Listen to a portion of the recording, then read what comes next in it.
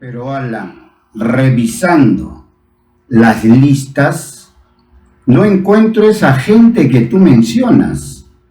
Desconocidos en administración. No han estado en ninguna etapa, ni siquiera como regidores. Y en este cortísimo tiempo, 14 o 16 meses no más que van a estar ahí, ni bien se están sentando y ya se están yendo. ¿Qué van a legislar si primero van a aprender a presentar proyectos e iniciativas de ley y ya se están yendo? Es la continuidad de lo que se echó como personalidades, ¿no?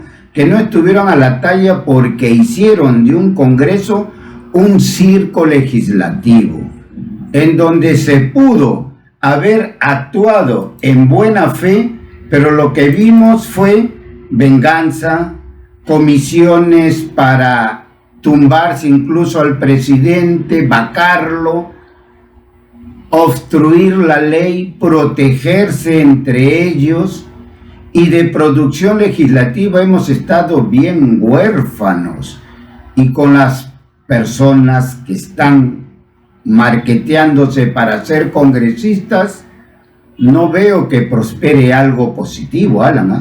Yo sí creo que puede prosperar algo. No lo tenemos ahorita en nacimiento, esta información. Hay que esperar que se sienten en las curulas. Pero lo que yo sí creo, por eso es importante el trabajo de la prensa en estas elecciones. Porque hay que desenmascarar, o sea, hay que descubrir a los líderes.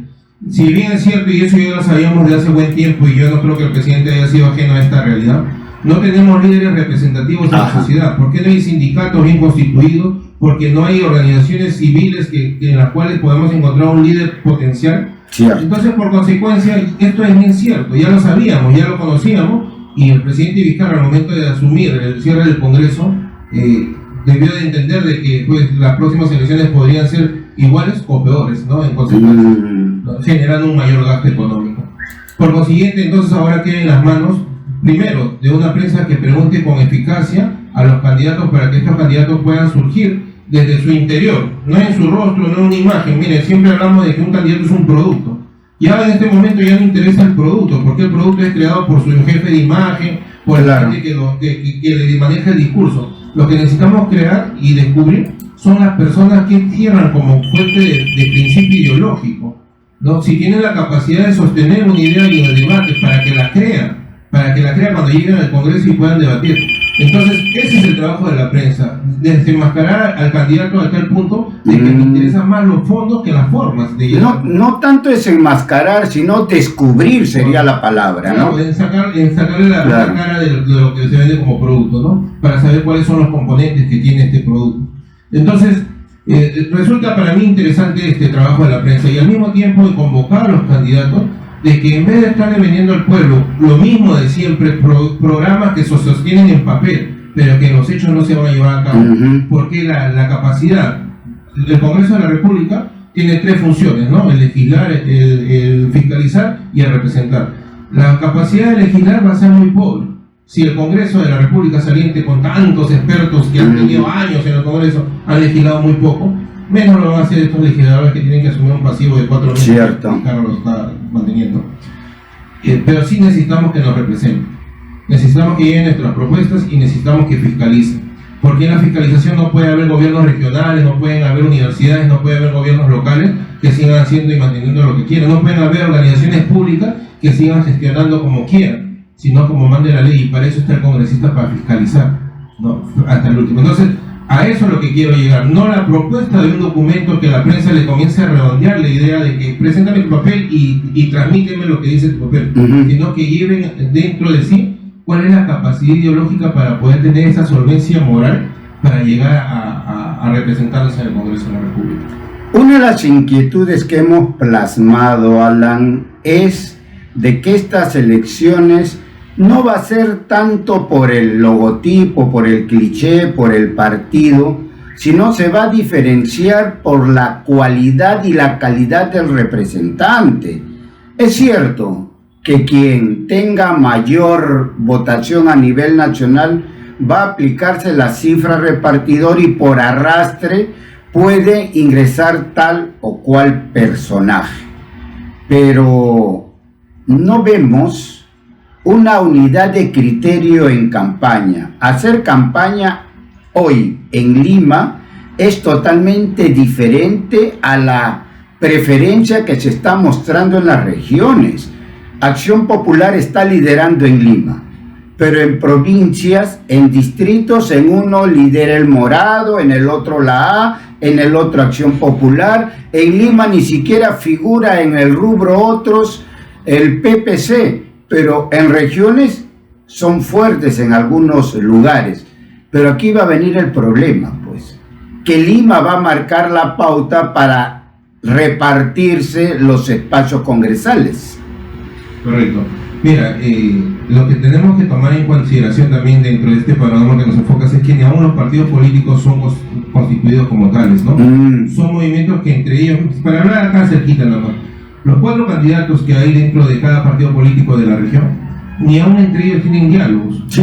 Y es tan corto tiempo porque muchos de ellos no tienen ni siquiera aún militancia, son algunos invitados. Y aún los militantes tampoco no conversan entre ellos, ¿no? Casos de partidos ya conocidos en los cuales los militantes mismos no han conversado entre ellos, cada uno está lanzando su proyecto por su lado, sí. Cosa que esto es mentira, o sea, esto es una falsedad que se va a vender, de vender una idea, un proyecto, a las cuales ni siquiera van a tener, ni siquiera han considerado tener una bancada desde ahora, simplemente son candidatos que están luchando cada uno por su turno. Entonces, un poco o nada se va a poder hacer con este tipo de representación, en relación a que no hay capacidad de poderse entender. Ajá. No tenemos capacidad de podernos entender. Aún más, no le podemos pedir a la población que entendamos entonces de que debemos de votar por un solo partido. Hay candidatos que definitivamente van a marcar, o el pueblo va a marcar por el símbolo, porque hay militancia en algunos partidos, poca, pero lo hay. Pero hay candidatos que, por ejemplo, podrían tener una buena opción, pero como no los conoce nadie los va a votar, porque van a tener el criterio, como siempre, ¿no? Que se ha vendido la idea. Necesitamos gente nueva, pero al momento que se presente esta gente nueva nadie les da la opción. Sí, pues. Y a eso tenemos que apuntalar, de que el pueblo comience a observar a esta gente nueva, ¿no? En la capacidad de diálogo, en la capacidad de enfoque que tiene, viendo sus fotos y no las formas, como había mencionado. Y por otro lado, tener que encontrar en estos candidatos el hecho de que se puedan interrelacionar ya desde ahorita, de entender qué cosas es lo que van a hacer como curul, ¿no? Como miembro de una curul. Pero el problema, Alan, está de que como son 4, cada uno quiere ser. Y entre los 4 está la lucha intestina también. No hay trabajo en equipo. Por eso, pero mira, y habiendo el voto de arrastre, yo creo que por ahí tendrían una mejor capacidad de ellos trabajar en conjunto. Ajá. Pero no lo van a hacer porque no tienen la capacidad política, porque no son políticos, mucha de esta gente no es política. Entonces no entiende de que la mezquindad de irse uno contra otro, es justamente la falta de nivel político que tiene, la falta de concertación que tiene. Entonces necesitamos que esta gente comience a entender cómo debemos de responder. ¿Por qué? Porque el gran problema que va a haber acá no es el voto contra uno u otro partido. El gran problema es el voto nulo, viciado o la abstención. Y está en alza. Y claro, esa es la gran... O sea, acá las elecciones están en peligro en función de que si esto es mayoría, se tendrían que repetir las elecciones nuevamente. Entonces, y esto está por suceder. Este es un hecho real y concreto. Entonces, ante ello, hay que comenzar a ponerle bastante atención. No hay espacio para el juego. Ni la prensa puede jugar en estas elecciones, ni el pueblo puede dedicarse también a entrar en esta maraña que los medios de comunicación a veces nos quieren meter, en estar decidiendo si voy o no voy, apuesto o no apuesto, no. Vamos a observar con detenimiento a los candidatos en este pequeñísimo corto tiempo que nos queda, pero y apostar por la gente nueva, ¿no? Apostar por cuadros nuevos que hay que asumir la responsabilidad política como pueblo y que hay que obligarles a que ellos también asuman su responsabilidad política como representantes públicos.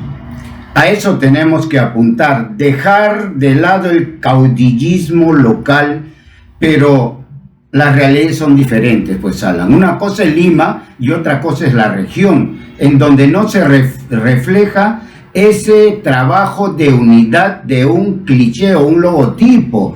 En provincias se busca, o en regiones se está buscando al personaje.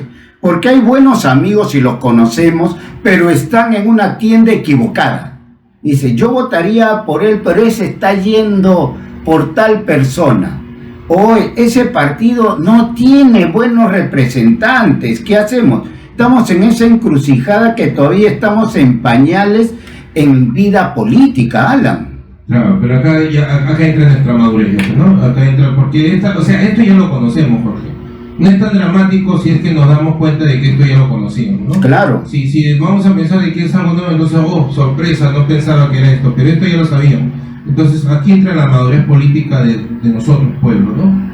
De entender de que hay que buscar entre todo este secretismo que hay de candidatos, ¿no? De toda esta maraña de incertidumbre que existe, tenemos que apuntalar y comenzar a confiar, aunque sea que hay un candidato que sea de un partido político que no me guste, pero estas elecciones son para candidatos, ya no para partidos políticos. Eco. Tú lo has señalado muy bien, o sea, los partidos están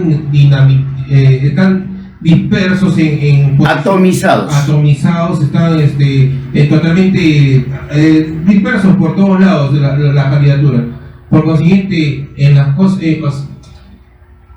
hasta en las cañas secas también hay azúcar, ¿no? Hasta en las cañas secas hay azúcar. Sí. Entonces ahí hay que buscar ese azúcar de estos candidatos que nos puedan dar pues estos nuevos tintes políticos en las cuales puedan responder ante la necesidad que te señalaba antes, ¿no? Las tres actos, sobre todo corrupción, la delincuencia, la criminalidad, pero sobre todo lo que es la igualdad, la equidad económica para los pueblos, ¿no? Eso es lo fundamental. Finalmente, Alan, ¿podemos sacar algo de esta democracia? ¿Avanzaremos? Dios, yo no quiero perder las esperanzas, pero ya con la interpretación de la justicia, por Dios, hay que buscar quien apague la luz, ¿eh? Mira, Jorge, el problema de la democracia, cuando nosotros hablamos como que la democracia fuese un monstruo que nos está pisando la cabeza. El problema es la república, ¿no? La democracia como sistema de participación está bien, lo que está mal es la república, porque la república representa a unos pocos con el poder de todos. La fuerza de todos hace el poder de unos pocos. Entonces la redistribución, mira, en lo que es el materialismo dialéctico existen dos posiciones bien marcadas, lo que es la estructura y la superestructura. La estructura como modelo económico, que en la cual la tenemos nosotros como capitalismo, ¿no? Y la superestructura, toda la organización que se crea, o sea, toda la estructura estatal, todo el aparato que se crea para que este modelo marche. Este modelo que nosotros tenemos como superestructura, como Estado, como república, ha constituido de que esté bien, pero esté bien para servir a los fines de un capitalismo corrupto. Entonces el sistema sí funciona perfectamente para la corrupción. Hay que cambiar esa estructura, esa superestructura, ¿no? Caminar con el capitalismo, porque el capital es importante para el desarrollo de los pueblos, pero tenemos que cambiar la república, y para ello hay que cambiar la constitución en los puntos que necesitamos cambiarla para que represente la constitución, sea un acto representativo para todos, sea un pacto social de todos y no de pocos. La constitución tiene que ser cambiada porque apunta al neoliberalismo y a la sobreprotección del capital. Eso es entendible. Pero para muchos, como para Julio Guzmán, ahora dice, hay que hacer pequeñas modificaciones nomás. ¿Compartes ese criterio? Las modificaciones que se tienen que hacer son las grandes modificaciones. ¿Por qué? Porque, mira, cuando uno estudia Derecho, lo primero que tú entiendes es de que el derecho comercial está por encima del derecho humano. ¿No? Los derechos comerciales están por encima, los tratados de libre comercio están por encima de la constitución política. Que te dicen que estás a la par, pero a la final los estados supranacionales son los que te marcan la política nacional. Y por consiguiente los tratados internacionales están por encima del derecho constitucional. Entonces, eso hay que hacer que el Estado, por medio de su constitución política, sea nuevamente el protector del artículo número 1 de la Constitución, que es la persona humana y su dignidad, ¿no? Del Estado y la sociedad. Entonces, si nosotros vamos a hacer los cambios en la economía, en el factor económico, son los grandes cambios que debemos hacer, porque justamente ese es el monstruo que nos está matando. Lógico. ¿No? Entonces son grandes cambios que hay que hacer para volver nuevamente a nuestro estado natural, que es de que el Estado y la sociedad proteja a la persona y a su dignidad. Y cuando hablamos de dignidad, estamos hablando de su trabajo, de su forma de producir, de su fuerza productora, porque dignidad te da un buen trabajo, buenos estudios, te da la capacidad de tener una buena vivienda, de poderte vestir, de poderte recrear, y todo lo que conlleva en sí a tener un ser humano pues en estado de felicidad, ¿no? Que eso es lo que busca. O sea, ¿para qué estamos en un estado de derecho? Para la búsqueda de la felicidad constante de un pueblo que lo necesita, ¿no? Y en esa está toda su fuerza productora, ¿no?